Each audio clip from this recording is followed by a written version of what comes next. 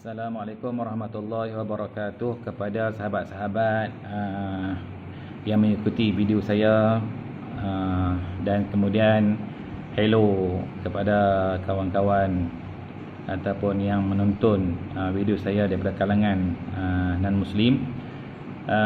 Saya telah tengok satu video terbarulah Cik Yus mempertikaikan tidak kepuasan hati Cik Yus kerana ada orang hantar gambar kepada Cik Yus, Yesus disalib dalam keadaan bogel. Yesus disalib dalam keadaan bogel. Jadi Cik Yus tak puas hati. Cik Yus tak puas hati dan Cik Yus kata ini tidak ada keadilan. Sebab bila mana orang Kristian dan Muslim hantar gambar macam-macam tentang Nabi Muhammad SAW, orang Islam marah dan sebagainya. Itu normal Cik Yus. Sebab kita buat, kalau orang Islam kata buat dekat Kristian, orang Kristian akan marah. Kalau orang Islam buat kat Yahudi akan marah. Sama juga dengan orang buat kat Islam, sama juga. Orang Islam pun akan marah. Jadi benda yang sama. Jadi kalau boleh, Cik Yus sebagai pastor atau tinggi daripada padri lah, tinggi daripada padri. Bila tinggi daripada padri, patutnya Cik Yus memberi nasihat kepada orang yang datang mengikuti Cik Yus. Mendengar nasihat Cik Yus, patutnya Cik Yus bagi nasihat supaya mana jangan buat perkara-perkara tak betul lah, buat perkara tak betul ataupun menghina Islam. Sebab kalau kita menghina agama orang lain pun akan menghina agama kita. Dan saya tanya Cik Yus, kalau betul lah, kalau Cik Yus ni seorang pastor, betulkah mana bukti yang mengatakan yang disalib itu adalah Yesus? Kalau dalam bahasa orang Islam ni Nabi Allah Isa alaihissalam, Isa al-Masih. Adakah Nabi Allah Isa alaihissalam yang disalib oleh orang Yahudi pada ketika itu? Adakah Nabi Allah Isa yang disalib? Kalau betul, apa bukti dia? Kalau Yesus, apa bukti dia? Kalau bagi kita kata bukan Yesus. Kita kata itu bukannya Yesus dan yang salib itu adalah Judas. Kan? Yang disalib itu Judas, bukan Isa. Jadi apa bukti dia? Yang pertama. Yang kedua, Cik Yus tak puas hati juga dengan seorang ustaz daripada Turki lah. Cik Yus tak puas hati dengan seorang daripada Turki. Cik Yus kata dia ni macam sombong, dia ni macam riak dan sebagainya. Saya rasa Cik Yus pun riak juga, saya rasa. Sebab apa saya kata macam tu, Cik Yus berkali-kali setiap video yang Cik Yus buat, setiap rakaman yang Cik Yus keluarkan, saya tengok Cik Yus selalu berkali-kali mengatakan, dulu saya masa dalam Islam orang tak pandang saya. Orang rasa macam saya ni macam tak guna dan sebagainya. Bila saya duduk dalam agama Kristian, orang hormat saya, orang lantik saya jadi pastor, lebih hebat daripada padri. Sebenarnya saya rasa Cik Yus ni orang yang gila kuasa. Minta maaf lah Cik Yus, punggah Cik Yus. Saya rasa Cik Yus pun orang yang gilakan pangkat. Gilakan kedudukan dan sebagainya. Bila orang bagi kedudukan, Cik Yus pun korbankan agama Cik Yus, korbankan akidah Cik Yus. Kan? Ni serangan-serangan ni orang Kristian, orang Yahudi, orang kafir ni nak serang orang Islam ni memang perkara yang sama yang berlaku dengan Nabi Muhammad SAW. Ketika mana orang agama lain, orang kafir ketika itu datang untuk menyekat dakwah Nabi SAW, mereka menawarkan apa? Menawarkan jawatan, menawarkan harta benda, menawarkan perempuan dan sebagainya. Tapi Nabi SAW menolak keseluruhan pelawaan ataupun offer daripada orang kafir. Sebab tak lain tak bukan Nabi SAW Muhammadur Rasulullah walladzina ma'ahu ashidda 'alal kufar ruhama'u bainahum. Yang mana Nabi SAW itu adalah Rasul utusan Allah Subhanahu wa taala.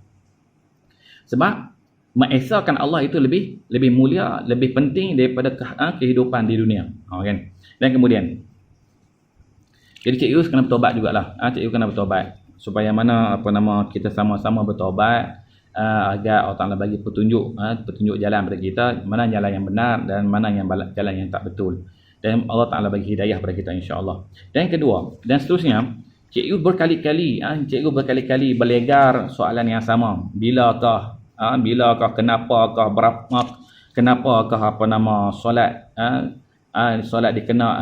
difardukan, diwajibkan ke atas orang Islam Cik Yus mengatakan bahawa orang Islam ni solat menyembah patung berhala dan sebagainya, menyembah berhala dan sebagainya. Yang ni berkali-kali pun Cik Yus ulang benda yang sama. Saya rasa Cik Yus tak ikut saya punya video saya ni. Kalau Cik Yus tak ikut, kalau kawan-kawan Cik Yus yang ikut video saya ni, tolong forward kepada Cik Yus. Tolong forward kepada Cik Yus supaya Cik Yus ni mungkin insya-Allah Allah Taala bagi petunjuk dan dapat buka sedikit hati Cik Yus untuk melihat dan mendengar daripada ayat Al-Quranul Karim. Jadi Cik Yus kata kenapa? Bagaimana? Berapakah solat? Kan? Kita kata dalam Al-Quran Allah Subhanahu wa taala berfirman, a'udzubillahi minasyaitonirrajim, aqimis salata liduluki syamsi ila ghasaqil lail wa qur'anal fajr innal qur'anal fajri kana mashhuda. Yang ni Allah Subhanahu wa taala telah beritahu dalil kepada kita, iaitu dirilah kamu melaksanakan ibadat solat diluluki syamsi, ketika tergelincirnya matahari. Kita kata masuk waktu zuhur, ila ghasaqil lail, sehinggalah masuk pada waktu malam. Kita kata maghrib, isya. Wal Qur'an al-fajr, dan berzikirlah, ingatlah kamu pada waktu subuh. Dan kita kata ini waktu subuh, solat subuh. Dan kemudian innal Qur'an al-fajri kana mashhuda. Ni Allah Taala lanjutkan lagi keberkatan melaksanakan ibadat solat di waktu subuh. Dan kemudian ayat yang seterusnya saya nak beritahu kepada Cik Yus. Kita zuhur dah ada, maghrib dah ada, isya dah ada, subuh pun dah ada. Satu lagi solat yang Cik Yus kata tak ada dalam Quran. Quran telah jelas kepada kita. Contoh ayat yang saya sebut kat Cik Yus ya. Hafizu 'ala salawati was salatil wusta wa qumu lillahi qanitin. Salatul wusta yang disebutkan oleh ulama, salatul wusta ini adalah solat waktu asar. Solat waktu asar. Dan ayat yang lain Allah Taala mengatakan inna salata kana 'alal mu'minina kitaban mawquta. Maka sesungguhnya solat itu diwajibkan atas orang mukmin, orang yang beriman kepada Allah Subhanahu wa taala pada waktu-waktu yang ditetapkan oleh Allah Subhanahu wa taala. Macam mana kita nak kata waktu yang ditetapkan? Allah Subhanahu dalam Al-Quran hanya menceritakan solat 5 waktu, kemudian solat fardu dan sebagainya tadi ni. Macam mana nak kaedah nak melaksanakan dalam ibadah solat? Maka Nabi SAW sallu kama ra'aitumuni usolli. Nabi kata apa? Nak solat, ikut aku, ikut cara aku. Macam mana aku nak solat? Sebab apa? Wa ma yantiqu 'anil hawa in huwa illa wahyu yuha. Semuanya yang datang daripada Nabi SAW tak lain dan tak bukan, semuanya datang daripada wahyu Allah Subhanahu wa taala. Ni semua adalah wahyu Allah Subhanahu wa taala. Seperti yang Cik Yus kata, Muhammad itu, Nabi Muhammad SAW, akhlaknya adalah Al-Quran. Kata Aisyah radhiyallahu an, isteri pada Nabi SAW, bila sahabat tanya, ya Rasul, wahai Aisyah, bagaimanakah akhlak Nabi SAW? Maka Aisyah, Siti Aisyah radhiyallahu an, isteri pada Nabi SAW mengatakan bahawa apa? Akhlaknya Muhammad, akhlaknya Rasulullah SAW seperti mana aku melihat Al-Quran yang sedang berjalan. Maka Nabi kata apa? Macam mana kita orang Islam, kita nak melaksanakan ibadat solat? Maka kita lihat Nabi SAW. Siapa yang melihat Nabi? Para sahabat melihat Nabi SAW. Daripada periwayatan para sahabat ini, sahabat melihat direct Nabi SAW. Sahabat melihat direct Nabi SAW. Maka ilmu ini disusul galurkan sampai kepada ulama-ulama mutaakhirin, sampai ke ulama-ulama kita sampai pada hari ini. Yang inilah yang kita bawa dari Nabi SAW sampailah kepada kita ke hari ini. Yang ni yang kita bawa. Sebab apa? Sebab para sahabat nampak direct Nabi SAW. Berlainan dengan orang Kristian. Orang Kristian mereka menulis Bible. Bila mereka menulis Bible? Saya tanya Cik Yus. Bila ke orang Kristian menulis Bible? Ni saya tak mau kata lagi Bible baru, Bible lama. Apa beza Bible baru, Bible lama? Sedangkan pada ketika itu Nabi Allah Isa telah mati.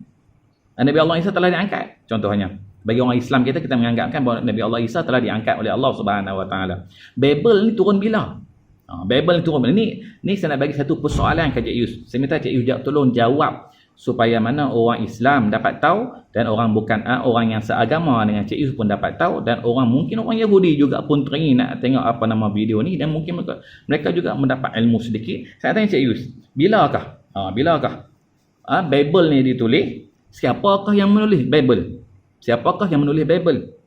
Apakah bahasa yang Bible yang diturunkan oleh Tuhan, yang diturunkan oleh Tuhan kepada Isa, kepada Yesus, kita sebut kepada Yesus. Kalau kita lihat Al-Quran ini ada penulis-penulis Al-Quran di zaman Nabi SAW yang sehidup dengan Nabi SAW. Nabi turunnya wahyu, Nabi baca dan sahabat tulis. Sahabat tulis. Sahabat ni pula yang menulis ni bukan seorang. Yang menulis wahyu ni bukan seorang, seperti nama Mu'adh bin Jabal, seperti mana Abdullah bin Abbas, dan banyak lagi sahabat-sahabat yang lain yang menuliskan wahyu.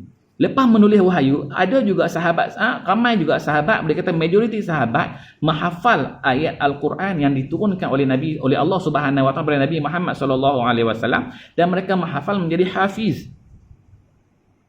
Dan yang ayat yang sama dibaca ketika Nabi SAW, ayat yang samalah dibaca pada hari ini. Yang dibaca pada hari ini. Jadi saya tanya hari ini kat Cik Yus, Bible bilakah? Bilakah ditulis? Siapakah yang menulis? Dalam bahasa apakah yang ditulis? Saya bagi homework sikit kepada Cik Yus. Saya minta Cik Yus balas video saya ni agar kita sama-sama dapat ilmu, insya-Allah. Dan mudah-mudahan kita dapat hidayah Allah Subhanahu Wa Taala. Wabillahi taufiq wal hidayah. Wassalamualaikum warahmatullahi wabarakatuh. Dan untuk sahabat-sahabat, untuk jangan lupa subscribe dan ikuti video-video sambungan saya yang akan datang, iaitu saya nak buktikan kepada Cik Yus bahawa nabi-nabi terdahulu daripada Nabi Allah Adam alaihi salam sehingga ke Nabi Muhammad sallallahu alaihi wasallam, semuanya datang mengesahkan Allah Subhanahu Wa Taala dengan Islam. Ini video yang akan datang. Tunggu Cik Yus, dan yang mengikuti video saya ni, tunggu pada video saya yang akan datang. Wallahu alam. Wabillahi taufiq wal hidayah. Wassalamualaikum warahmatullahi wabarakatuh.